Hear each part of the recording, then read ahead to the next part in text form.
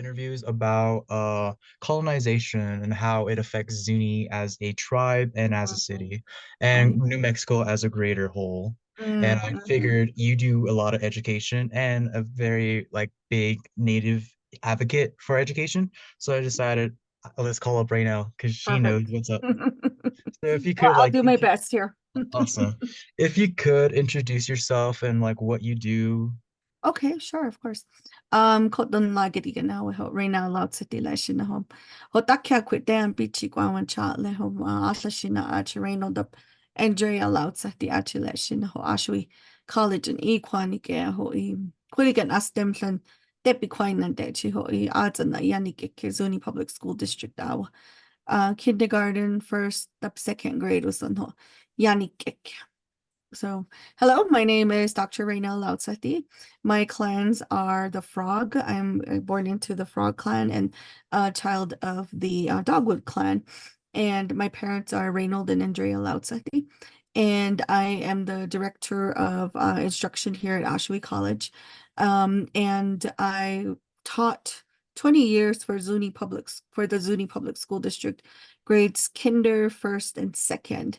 And now I get to work as part of the college, be part of the college and work as the director. And then I also teach classes that are um, the foundational classes of early childhood and the multicultural program, education program is what I teach as well. Awesome. Mhm. So, how do you like intertwine the indigeneity with your teachings and like what you teach in general? A lot of it has to do with my own experience growing up as a girl from the Pueblo and going through, I was a part of the product of when the school district broke away from Gallup McKinley County Schools to create their own school district, Zuni Public Schools. I was in that. I was like first grade when that happened. Really? And Wow. yes, I remember changes happened. Like the books all had uh they all had property of Gallup McKinley County Schools. And then those were kind of like X'd off, and then a new stamp was put in, which was Zuni Public Schools.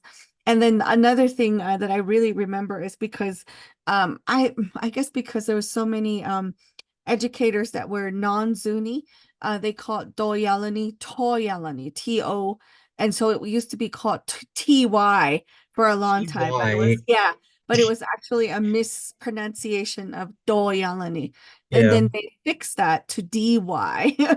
So those little changes, I mean, it's little to like, oh, we made a mistake. But Yeah. for the people, it's like, it's not a mistake. That's not how you say it because it's meaningful to us. So those kinds of experiences as a kid growing up and seeing that. And then I also enjoyed the speakers that were coming in more into the classrooms, like for at least 30 minutes, 45 minutes. Community people would come in and they would talk to us about just the ways that Zunis behave and what our core values are and why things happen. A lot of it to me had to do with like behaving, like your best behavior, because Yeah. that's who we are. So Yeah. core values kind of thing. I really enjoyed those. I did as a kid. And then of course having school and being immersed in English and then going home because I went to school without I was the opposite. I didn't know how to speak English, and Hmm. so I only knew Zuni, and then immersed in it and then you learn it. Yeah. And so when you go home, my cousins and I would laugh and talk and play, and then we would all be talking in English, like just English. And my grandma would tell us, you guys are home now. You need to be speaking Zuni because that's important. It's important to us, and you need to be able to speak it. So I would think a driving force is my family, my grandmother in particular, because she was the first person we saw after we got off the bus, and she would be waiting for us. And then we would watch cartoons, Tom and Jerry, and we would talk about how we wanted to be the mouse Jerry because he was so clever. And to her, she's like, no, he's too naughty, he's a nuisance, he doesn't, she was just how destructive he is. No, you don't want to be like that. So even adding that 2 cents of how you should behave as a person came. And so those were like strong ties that I had. And then of course aunts, uncles reinforcing that. And then also I guess in my home, if you talk too much English, we would like be like, "Are you trying to be white? What's wrong with you?" You know, Yeah. that kind of negativity. Yeah. And so I knew like when to speak Zuni and when not to speak Zuni. And then the same thing happened to me as a kid in school, and it was from a Zuni educator, our assistant. And I remember one of my classmates, we were talking in Zuni, and she told us to stop and that we needed to speak English because we have to become good English speakers so we can do well in school, blah, blah, blah.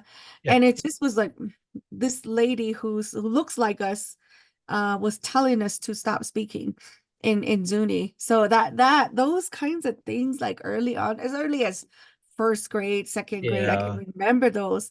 And then just of course going on into school and then like what you're learning, I'm sure that the whole colonization, we only hear bits and pieces of it in high Yeah. school, but you get hit with it in college. Like the whole thing just opens up. And then it's like, wow, this is why Yeah.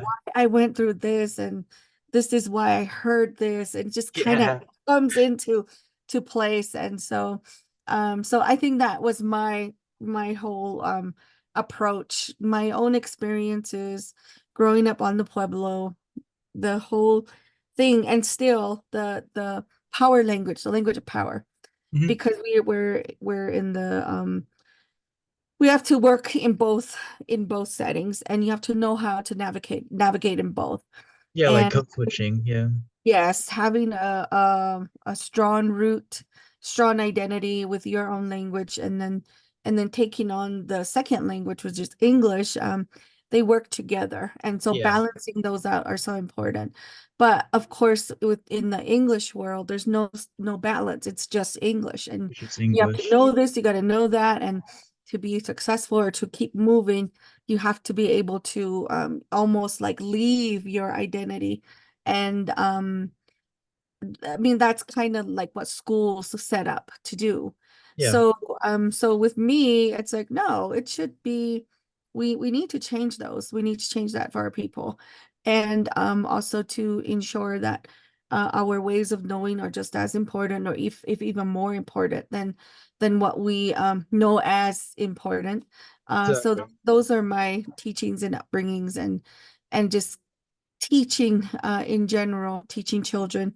Like when I came back after I got my teaching degree, I was able to teach. And just because I was fluent, okay, you teach Zuni language. And it's like, whoa. And it was so different because now you're in the academic setting. I learned at home where you learn the conversational language. Yeah. You Yeah. learn how to speak that. But because now we're in the academic setting, no, they need to learn how to do math. They need to learn how to do this, that. So it's a different language, a language that doesn't support them when you go talk to grandma or when you go talk to your mother.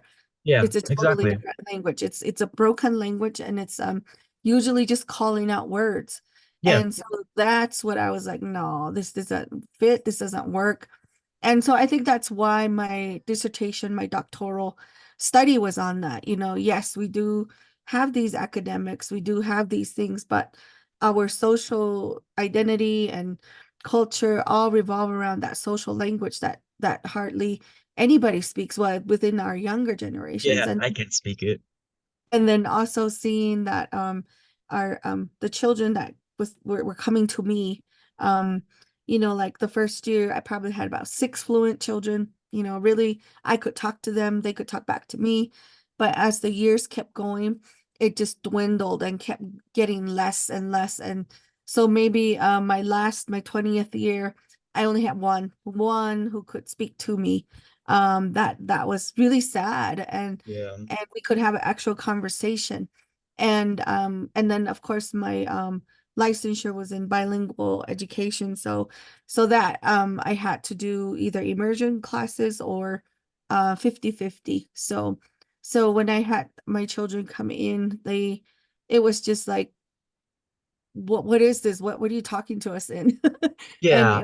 Zuni, either it was all day or it was half the day. And they just weren't used to that at all. So it was me trying to find my balance in that, and then also really just engaging in that, because it's easy to quit, like, oh, they don't understand it, they don't want to hear it from me, blah, that's what I heard a lot from other language teachers. And it's hard because you don't have the materials you can get at Walmart or order off. You have to make your own stuff, and the creative side, all that stuff, it's time consuming. And so, when some teachers got to go home, you're still working out your stuff for the next day.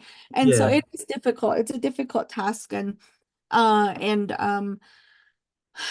in it because you care about the kids, you care about the language, you care about our culture Yeah. continuing.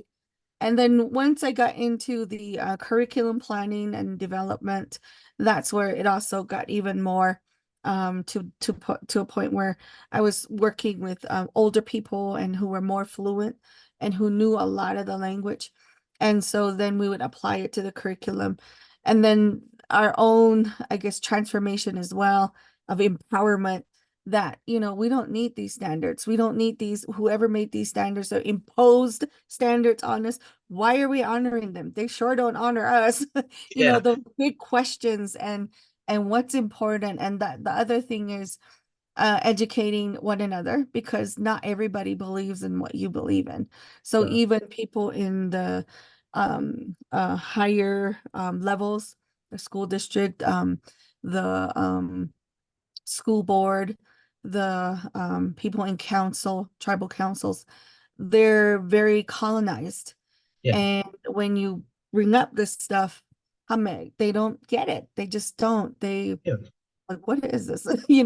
Or they don't support it, or they question it. They question. And I think that's the hardest to me, that slap in the face, your own people Yeah. rejecting the ancestral knowledge that should be valued and used. And so those are my driving forces. Like, okay, Yeah. if you don't get it, then I'm gonna show you. Yeah. Uh, Exactly. so yeah, I think those are my main driving forces Yeah. of why Just I do what I do. like educate people because it's dying and to make sure it carries on. Yeah. Yes, definitely. Because with colonization and education, like what's your take on it? Like especially with the change from like Gallup school public school district to the Zuni public school district, like how has it changed and like what have you seen within the recent years? I think that change depends on leadership a lot. So when we had Hayes, who was a Zuni person who was leading the district, more of the cultural stuff was happening, more of the trust in schools and trust in teachers and trust in administrators, as far as like a principal being in charge of their school. Those were working, but once we got out of that, and new people came in, it that distrust I felt came about. And I know test scores are a huge thing of ours, and that's how we get money and such. But the other part is those, and I just read about this not too long ago, the historical gaps, the what we're talking about, the colonization, especially of us natives, Yeah. going through the boarding schools. Luckily, we weren't as, I mean, if we're in comparing ourselves to like Canada and other tribes that really went through the ringer with boarding schools, our pueblo wasn't that bad. Is what just hearing from my um, grandmother, because that's what I was thinking. Like, holy crap, did you go through that? And Yeah. I was doing one of my papers in school, and I asked her, because she used to go to the day school, and the day school was up here in Black Rock. And Oh, so I asked her and her experience, and she said, they just picked us up from Monday through Friday. They were up there. They were doing um letters, sounds, whatever, learning how to read basically, yeah. and math. And then in the weekends they got to go home. So this wagon would bring them home and then have them spend weekends at home. and then Sunday evenings they would be sent back up again. And some who were like really attached to to their children would actually walk up, mothers mainly would to walk up to Black Rock and take food like bread and tamales and things like that to their children. And so they still had that connection. And I asked about like any physical punishment and stuff. She said she couldn't recall anything like that. And I was just really like, wow, that's so Yeah. different from what I'm reading here. Yeah, And yeah, yeah. she said it was a totally different, to me, from her, it was a different experience, but who knows from another person what it is like. Yeah. And then the others who like were bold enough to go out to like Carlisle and Pennsylvania, wherever they were going to. Yeah, She yeah. did recall two children, two sisters, they were sisters, and they were sent out. I think Carlisle, I'm not too sure where. They Oh, went somewhere yeah. basically. And one of them returned.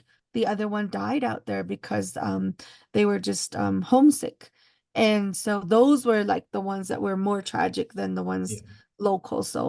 So that was really interesting to me for that. Repeat your question. I think I lost myself in that. I don't even remember. How the change from Gallup Oh, it to changed from the school Zuni. district. Okay. Yeah. Anywho, Nah, going this back is to that. interesting. It just depends on leadership. Yeah. And so with that, with our leadership right now, there's non-Zunis, totally non-Zunis. And the other thing is the I don't know if it makes a difference, but they're from Rama, the Mormon community, and there's also that historical past with the water and all that stuff Yeah. among Zunis. And then I don't know, it just seems like they could care less about cultural relevance, and they want to push their own agenda onto us. They want to save us. They want to save the brown people here, hopefully. Yeah. But their intention isn't, it doesn't mesh. There's no connection. And there's a lot of distrust among the administration and the teachers and then the students and then the parents, I feel.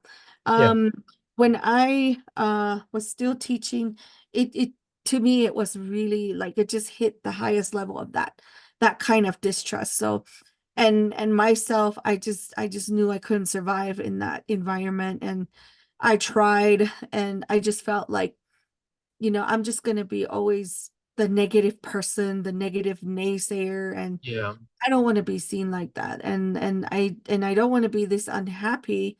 So the next thing was, where do I go next? Where can I find a place where I'm valued? Because that's how I felt like teachers just were not valued. And our voice wasn't heard. Mhm. Whatever we were suggesting, asking for, it was just like, nah, yeah, Yeah. no, it's gonna be this way. You're coming in from a different environment, and you don't know our children, you don't know our parents, and they're making these assumptions. And they really I know in the elementary school they really made rules, like especially kinders. Kinders usually, at least kinder through maybe first, some parents take their kids up to the classroom, give them a nice talk, and then they leave. That's their connection.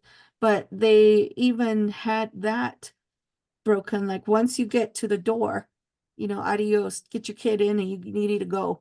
Yeah. That kind of unwelcoming was just really not called for, but it was carried through and it was supported through the administration. So I feel that no matter what district it is, it's the leadership that's going to create those.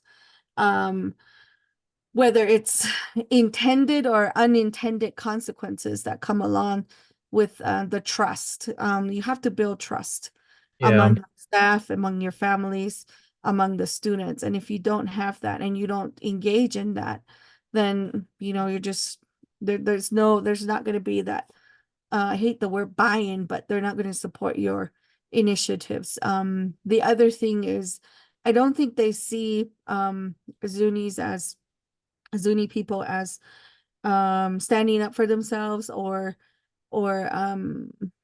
they're not argumentative. We're not. We just aren't. That's just who we are. Some can be, but not many aren't. And so I was in a meeting, and one of the administrators said, well, there's hardly any parent support. We sent off this survey and we only got 6. And she was really upset. And I said, well, how did you send it? Her survey, their survey. And she said, electronically. Everybody has a phone, everybody has this.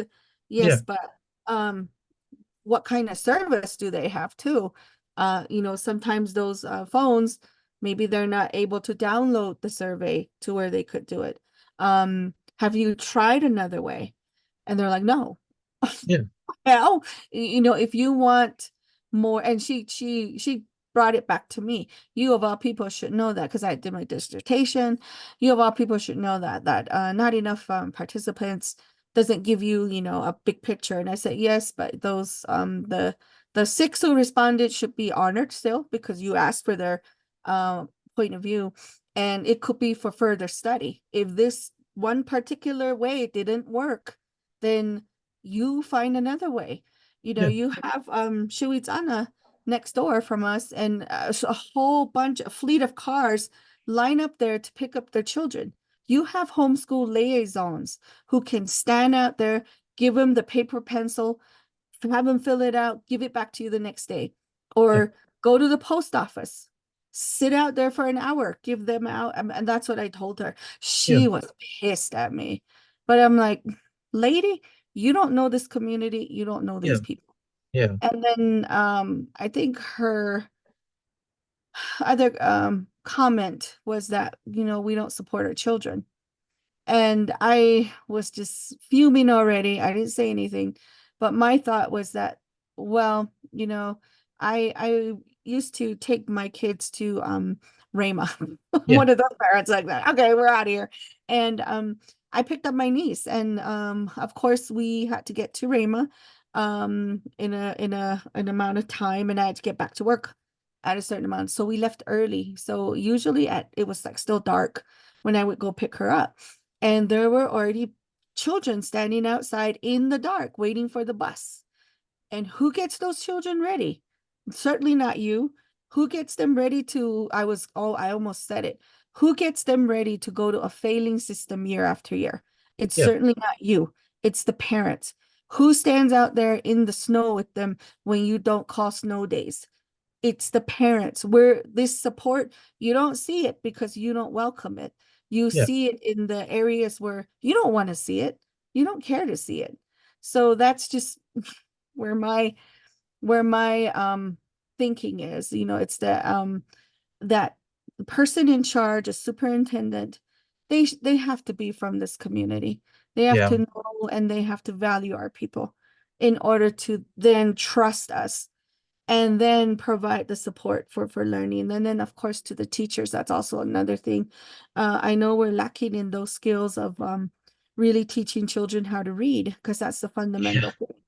And when the children don't have that, and they keep going year after year with no proper intervention, and to really teach them the skills that they need, then that gap gets bigger and bigger and bigger. And then of course they're wondering why in 3rd grade they can't even read. Why in 6th grade are they just reading at a 3rd grade level? It's because you're failing these children, Yeah. and you know that. And so that's just where I'm at. I think we know those answers. And then the other part is that Yazi Martinez, all this money was just dumped on them. They don't know what to do with it. Yeah. And they have people who can help them, but they don't want to reach out to those people. That's the other part too. Yeah. It's a circle, and they just want to keep those people in that circle to keep running that dysfunction.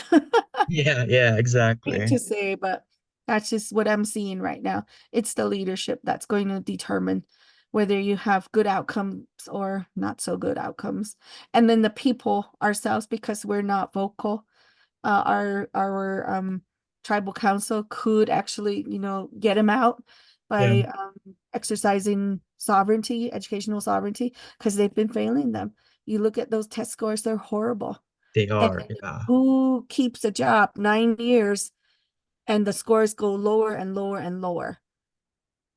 That's unethical. And for that person to sit in that position and to be fine, totally fine with that, is unethical in itself, raking in the money.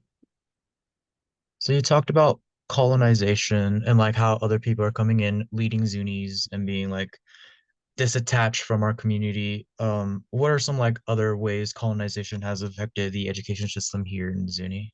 Mm, um, I think it's really undermined us as people, to devalue us and to have that low confidence, I think, because we were taught that way. We were told that our ways are not important. They're not valuable. Leave it over there. Your language isn't valuable. Leave it outside the doors. So I think they used the school system and colonization really effectively to help to really have us underdevelop our language and underdevelop our knowledge of culture. We're underdeveloped in, and even in the English language, we're so underdeveloped. We think that we're doing a service to our children by teaching them English, but we're not teaching them proper English. We're teaching them kind of a low level English. And when they get into school, it's an academic language, and then we don't have that support for our children at home. We may be teaching, I mean, talking in English like we are right now, but that academic part of it, we're not providing them that. The new vocabulary they should be learning. Yeah. All that stuff is just totally out of the households. Just no, because it's not our fault either. It's these historical events that have led to this. And so going back to the article I was going to tell you, it talked about how this historical events have led to these gaps. And Yes. so, especially us, when we don't have that, we do, but it was taken away from us. Hmm. And we need time to rebuild ourselves, and so that we can rebuild the language, because of course the language, when you're a true bilingual, when you can use both languages, you're supposed to have the super brain, and that's an advantage for us if we have all our children learning or know how to speak Zuni and then start adding on English. I mean, man, they would just be brilliant. And then Yeah. really supporting that kind of system, and also knowing, because you're not gonna, and of course school is set up year to year. What kind of goals and accomplishments have you gained?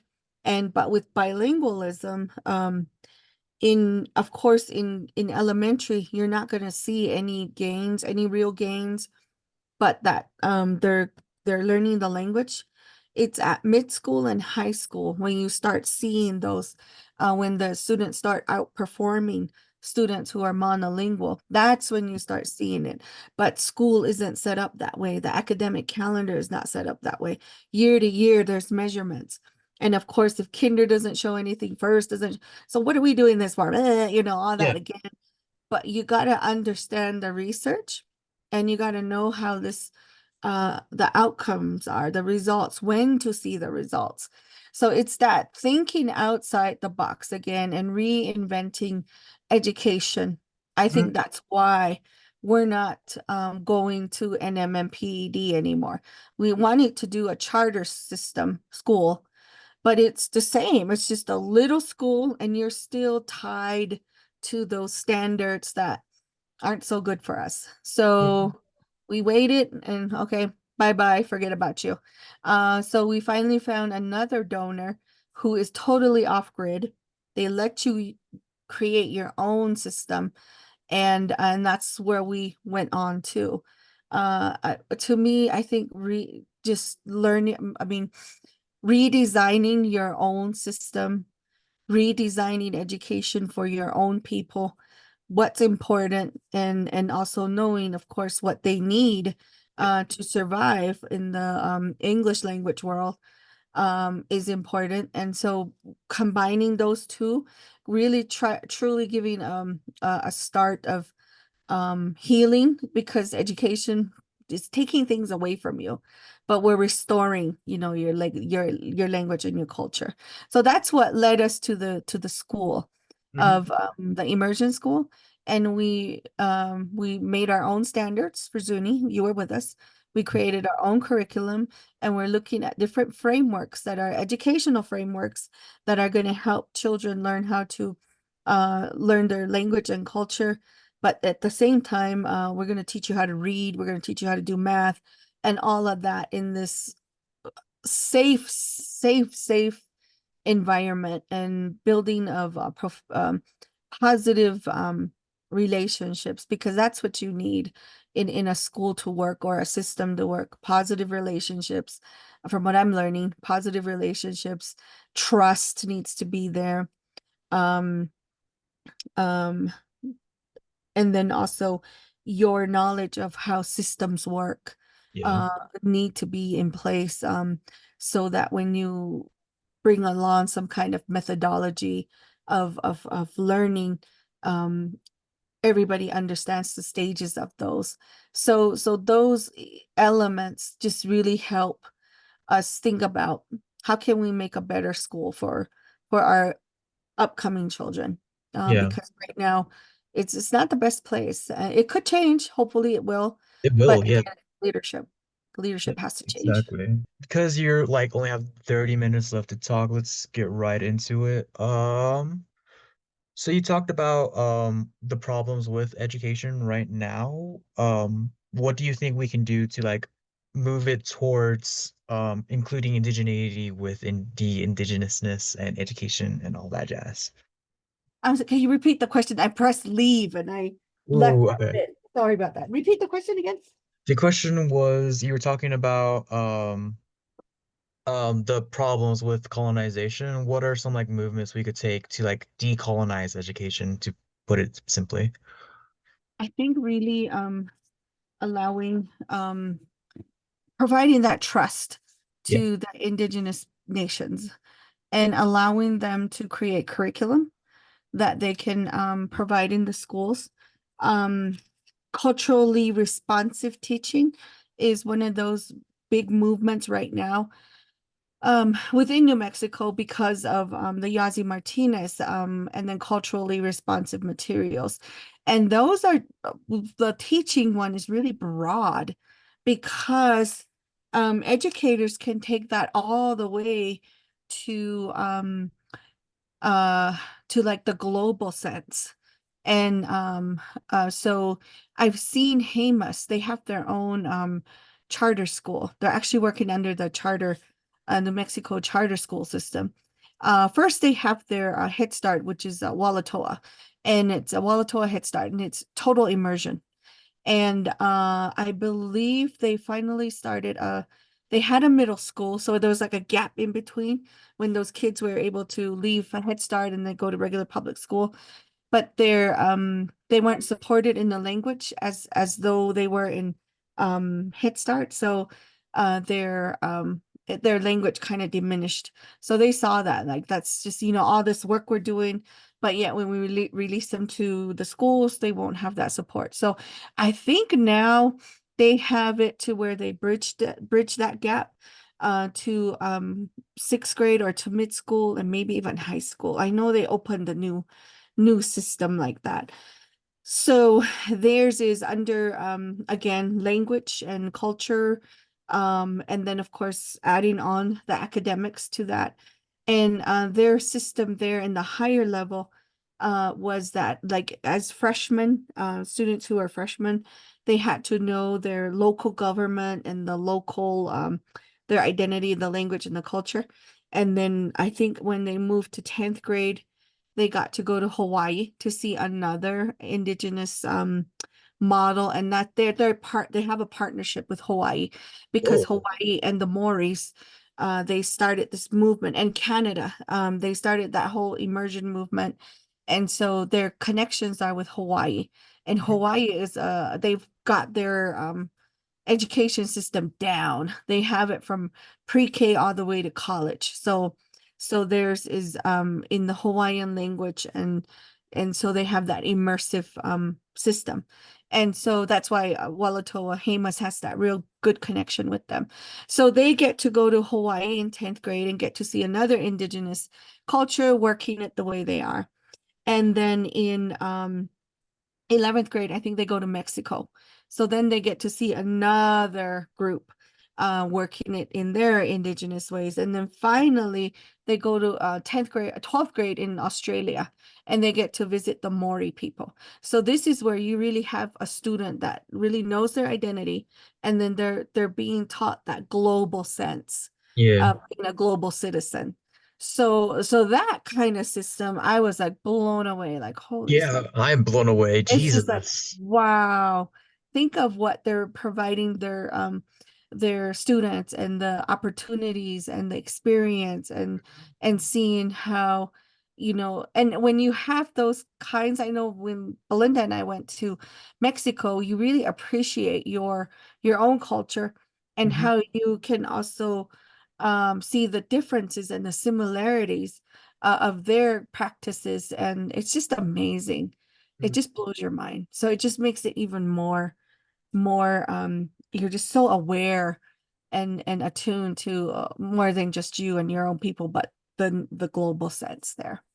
And I think that's, to me, that's just a really powerful system. And that if you really want to indigenize, put that indigeneity in, first work with your own, really understand who you are, your language, your culture, your core values, and then spread out and then see how you relate to other cultures to have that global sense. And I think that's what even before there were any um um schools and any of this colonization, are these indigenous people, our ancestors, they were traveling back and forth with Mhm. Chaco. They can find parrot feathers and seashells and things that were nowhere near the area that they were. So there was a lot of trading already going, and also the knowledge of different languages.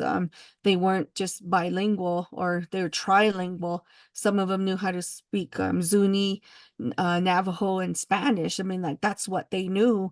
And so they weren't dumb people. Really, actually Yeah, smarter than the colonizers. That's why they had to push them down, bring them exactly. down Yeah, to, stomp them down to a level where we're still trying to, I feel like, rise from with our exactly. own identity.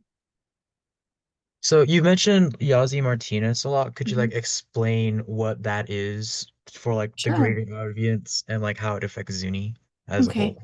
So the Yazi Martinez was placed in the system, the court system, and there were two groups. One Wilhelmina Martinez, or Yazi, sorry, Yazi. She was the mother that really just saw that her children, I think they're in the Gallup district, and that they just did not have the same advantages as other children did. And even down to textbooks, they didn't have enough, or materials where they were scrounging around. I remember she had the story about how I think she went in to observe her child, and they were using old socks to with the dry erase boards. They were using old socks to use them as erasers, and and just seeing how, like, there's got to be a better way to educate our children. And so she sued, and then so another group, the Martinez family, they were the Hispanic side of that, and they had the same issues, and so they put the two cases together, and they took it to court, and the state of New Mexico was busted. Like, you need to do a better job. And it wasn't just the materials, it was down to how many teachers were highly qualified. Like a district like Rio Rancho, it's like their school is like a college campus, Yeah, in comparison to, of course, something like our school. Our school isn't that bad, it's but not. theirs is like, it's just amazing. And other schools, like my daughters were in cross country, so we got to see the different schools, and Navajo Pine, I think, was just like, what? It was just their field was just horrible. And they had district runnings, district meet there, and I just couldn't believe their track was just falling apart. And who knows what it was like in the inside. But when you, and even just our high school comparing to that school was like, there's just some major inequalities. So Yes. that in itself, the inequalities of the buildings itself and the personnel, the teachers, qualified teachers who were teaching, and then of course the amount of substitutes, long-term subs, you know that, Yeah. especially here when they can't fill a position, so they throw somebody in who doesn't have the qualifications to teach. And a lot of those classes are grade levels that test. And when you have a long-term sub and can't provide that high effective teaching, then there's, we wonder why our children aren't doing well in the state testing. So all those things, and then the underpaid teachers, they weren't making enough. Many who start didn't continue just because the pay was horrible. And then also the system, the way they graded our us, evaluated us, it's a nightmare, total nightmare. I hope it changed, but a lot of it had to do with the test scores, of course, how well the children were doing within their assessments, and then your absences as well, and then how the principal observes you. So there are like four different components, and who knows how they called it the value added model, that nobody could even explain how it brings out the number, and then it gives you the rating of you as a teacher. And so that in itself was very controversial. Even like, but mathematicians couldn't even figure out the system of how to get the answer. So it was just like crazy stuff happening. And so that's why that whole lawsuit went into place. And like I said, when they put it through, the state of New Mexico really failed the kids, the children, and so they needed to come up with remedies. Of course, it was money, and so that was the first thing that happened with the probably the first years of being awarded that lawsuit to the school districts, that they're just given tons of money for teacher pay. So finally, the teacher pay went up to where it was somewhere. I mean, I don't know. It was fine with me, but of course, you want more always. Yeah. Yeah. And finally, it is something that teachers needed a higher pay. So that went up, and then also trying to find those highly qualified teachers to fill up those positions that are constantly with long-term subs, and then also specialists, diagnosticians, occupational therapists, speech therapists, all those that some children need, those support services, those all needed to be again funded, and have people fill those positions. And I think more money for resources. That was the other thing, like to buy the books, to buy the textbooks, and the materials. And with that, I know within our school district, we were good in that. But again, when it comes down to the local part, of course, the state of New Mexico is gonna, push that money down, but it's what happens to that local district and how they're going to use it, or and then even down to the school. um so sometimes, and hopefully it didn't happen, that money, they go into this general pot. So if Yeah. it was earmarked for like culturally responsive teaching, and yet the district has this thing called the general pot, it'll just go be thrown in there. And then who knows if that money actually went to culturally responsive teaching. Maybe it went to the varsity football team. Who knows? It goes at a different direction. Yeah. Hopefully it didn't. I don't know. It just depends on how the finances are developed. And I hope that in the State Department area, that, they have little regulations that you have to use this money for this purpose. So hopefully that's in place. with the culturally responsive teaching. And that's when teachers really need to add the culture to validate. Like if I were going to teach math, and maybe there was a system in place that could really relate to Zuni culture, I would bring that in and explain to make those connections better in Mhm. hopes, and then also in science too. Those types of things, wherever you can find that connection, you need to bring it in so that the children understand it, students understand it, and that connection can be made, or you're teaching them something new that they can be proud of to add to their self-identity. So that's what that whole purpose of culturally responsive teaching is, and that's what Yazi Martinez is. That's like the emphasis of that, and to really ensure that our children are being taught effectively, um, and also they have just the same playing game, the same level of equity is what it's for. But again, it's got to go back to the leadership of the school district, and that person really understanding how is equity in Zuni? How is it defined among our students? With that, and even within among our students, we have maybe it doesn't really happen in hopefully in elementary, but certainly at the high school, then there's groups and cliques and things, and hopefully there one group isn't favored, but I suspect that it probably is a group that is maybe favored over the others, like maybe the I'm going to use my daughter as an example. She's an athlete. Yeah. Those the jocks, they get away with stuff even in my Yeah. time.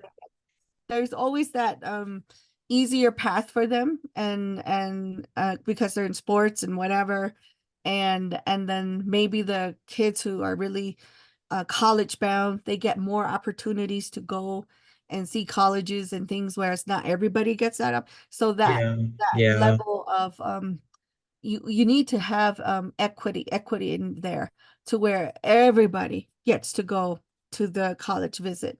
Mm. um and if you're in sports, then let's work out a plan to where I'm not going to lower your standards, but I'm going to keep the standards up here, but I'm going to help you try to get to where you're finishing things on time, turning it in on time, and that you're truly passing this class, and I'm not just giving you a pass, that kind of thing. So those types of things with equity have to be addressed even to that level. And for a principal or an administrator, they got to know what the schools are like, Mm.